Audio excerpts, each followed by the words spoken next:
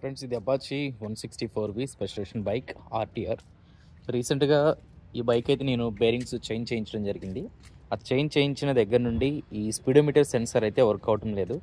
At the same time ఈ speedometer సెన్సార్కి ఏంటంటే ఇక్కడ మనకు ప్లేట్ కనిపిస్తుంది కదా, ఈ ప్లేట్ అనేది ఏబిఎస్ ప్లేట్ అనమాట. రింగ్, టోనర్ రింగ్ అంటారు. సో ఇక్కడ ఏబిఎస్ సెన్సార్ అనేది ఏంటంటే మనకి ఇక్కడ లోపల ఉంటుంది.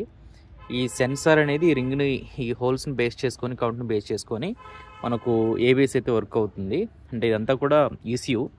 బట్ థింగ్ ఏంటంటే చేంజ్ చేయించినప్పటి నుంచి ఈ సెన్సార్ అయితే వర్క్ అవటం లేదు.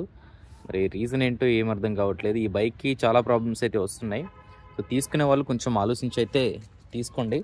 నెక్స్ట్ ఎస్టర్డే నైట్ ఏమైందంటే ఇదే బైక్ మనం సైడ్ స్టాండ్ సెన్సార్ కూడా ఇది బయటకు వచ్చేసింది అనమాట. ఇది సైడ్ స్టాండ్ సెన్సార్.